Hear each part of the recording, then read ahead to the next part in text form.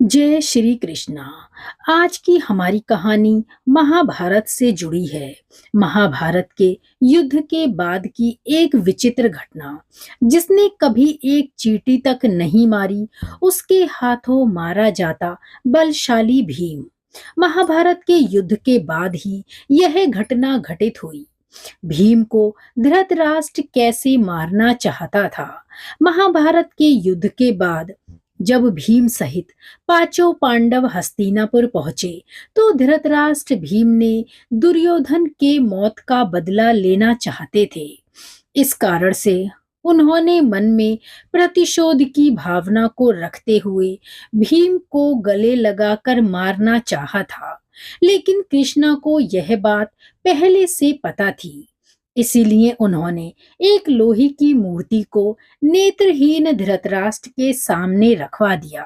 आइए जानते हैं कैसे कृष्णा ने भीम की जान बचाई थी। महाभारत के युद्ध में भगवान श्री कृष्ण ने धैर्य के साथ अर्जुन का सारथी बनकर उनका मार्गदर्शन किया। कुरुक्षेत्र की रणभूमि में कई विचित्र घटनाएं भी हुईं, लेकिन भगवान श्री कृष्ण ने धैर्य के साथ चेहरे पर मुस्कान बनाए हुए अपनी भूमिका निभाई। लेकिन महाभारत के युद्ध के बाद एक ऐसी घटना घटी जिसे देखकर या जिसके बारे में सुनकर भगवान स्वयं तिलमिला उठे। यह घटना ऐसी थी जिसे देखने के बाद श्री कृष्ण न केवल क्रोधित हुए, बल्कि दूसरे ही क्षण वे भावुक हुए बिना भी नहीं रह पाए। महाभारत के युद्ध के बाद कौन सी ऐसी घटना थी जिसे देखकर श्री कृष्ण क्रोधित हो गए थे।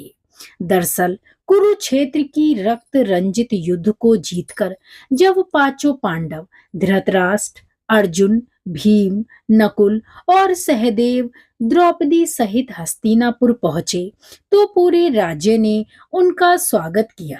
भगवान श्री कृष्ण भी पांडवों के साथ हस्तिनापुर आए थे। पांडवों के मन में विजय की खुशी तो थी, लेकिन उनके मन में दुख भी था कि न्याय और अन्याय के इस युद्ध में उन्हें अपने कौरव भाइयों, गुरु और वरिष्ठ जनों के साथ युद्ध करना पड़ा।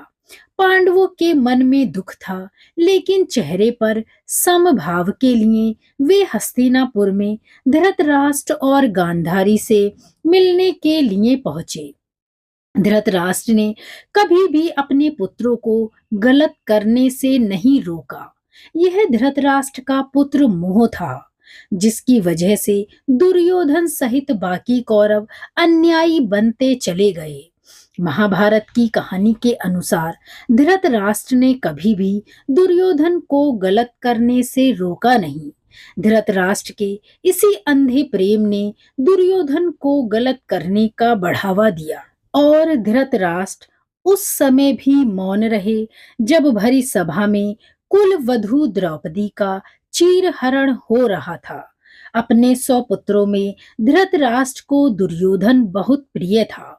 धृतराष्ट्र कुरुक्षेत्र की रणभूमि पर घटने वाली हर घटना का हाल संजय से जानना चाहते थे, लेकिन क्योंकि संजय के पास दिव्य दृष्टि थी, जब धृतराष्ट्र को इस बात की सूचना मिली कि पांडव हस्तिनापुर में उनसे मिलने आ रहे हैं, तो धृतराष्ट्र के मन में प्रतिशोध यानी कि बदले की भावना ने जन्म ले लिया। धृतराष्ट्र भीम से बदला लेना चाहते थे, क्योंकि भीम ने ही दुर्योधन को मारा था।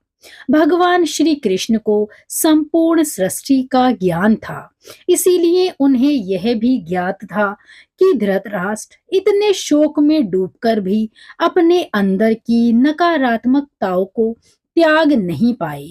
कृष्णा जानते थे कि आगे क्या होने वाला है, इसीलिए श्री कृष्ण मौन रहकर धृतराष्ट्र के आने की प्रतीक्षा करने लगे। धृतराष्ट्र पांडवों के आगमन का समाचार पाकर महल के द्वार पर उपस्थित हो गए। मन में प्रतिशोध की भावना लिए धृतराष्ट्र ने सभी पांडवों का अभिनंदन किया। धृतराष्ट्र ने सबसे पहले भीम को गले लगाने की इच्छा प्रकट करते हुए कहा, तुम सभी मेरे अपने ही पुत्र हो, लेकिन भीम को लेकर मेरे मन में विशेष स्नेह है। मैं सर्वप्रथम भीम को गले लगाना चाहता हूँ। अपने ताऊ के मुख से निकले इतने स्नेह से भरे शब्द सुनकर भीम गदगद हो उठे और बढ़कर पांडव के पास जाने लगे। श्री कृष्ण ने भीम को अति उत्साहित होते हुए देखा तो उन्होंने इशारे से भीम को पीछे हटने का इशारा किया। श्री कृष्ण की आज्ञा मानकर भीम पीछे हट गए। श्री कृष्ण ने अपने सेवकों की सहायता से भीम के आकार की बड़ी सी लोहे की मूर्ति जमीन पर खड़ी कर दी।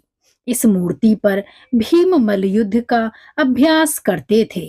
श्री कृष्ण ने भीम को मूर्ति के पास खड़े होकर बोलने का इशारा किया। भीम ने श्री कृष्ण के आदेश अनुसार धृतराष्ट्र को आवाज देते हुए कहा, ताऊ श्री, मैं आपके सामने ही खड़ा हूँ, आइए। भीम की आवाज सुनकर अपनी प्रतिशोध की ज्वाला में जल रहे धृतराष्ट्र ने पूरी शक्ति लगाकर उस लोहे के पुतले को भीम समझकर दबोचना शुरू कर दिया। धृतराष्ट्र पुतले को भींचते जा रहे थे। अंत में लोहे का पुतला टूटकर जमीन पर बिखर गया। धृतराष्ट्र को इस तरह से शक्ति का प्रदर्शन करते हुए देख सभी पांडव हैरान हो गए। भीम को अब पूरी बात समझ आ गई। श्री कृष्णा ने उन्हें क्यों धृतराष्ट्र के गले लगने से रोका था। धृतराष्ट्र ने जब जमीन पर पुतले के तहस नहस होने की आवाज सुनी तो उन्हें लगा कि शायद उन्होंने भीम को अपने क्रोध में मार डाला। श्री कृष्ण को भी इतने वरिष्ठ हो चुके धृतराष्ट्र के इस छल कपट को देखकर बहुत ही क्रोध आया। श्री कृष्ण धृतराष्ट्र के मुख से जानना चाहते थे कि धृतराष्ट्र ने ऐसा क्यों किया और क्या उन्हें अपने किए का पछतावा है। इसलिए श्री कृष्ण ने कहा, महाराज, आपने 10,000 हाथियों के बल वाले भीम को मार दिया। श्री कृष्ण के मुख से यह बात सुनकर धृतराष्ट्र जमीन पर मुंह के बल गिर गए और वे फूट फूट कर रोने लगे। धृतराष्ट्र का क्रोध जब शांत हुआ तो उनकी चेतना फिर से जाग उठी और वे फूट फूट कर रोने लगे। धृतराष्ट्र को लगा कि उन्होंने भीम की हत्या कर दी। ऐसे में धृतराष्ट्र विलाप करते हुए कहने लगे, संजय ने अपनी दिव्य दृष्टि से देखकर बताया था कि भीम ने किस बर्बरता के साथ दुर्योधन को मारा था। इस समाचार को सुनकर मेरे मन में भीम के लिए प्रतिशोध की भावना ने जन्म लिया। मैं तब से ही भीम को मारना चाहता था, लेकिन अब मुझे इस बात का दुख हो रहा है कि क्रोध ने मेरे सोचने और समझने की क्षमता छीन ली।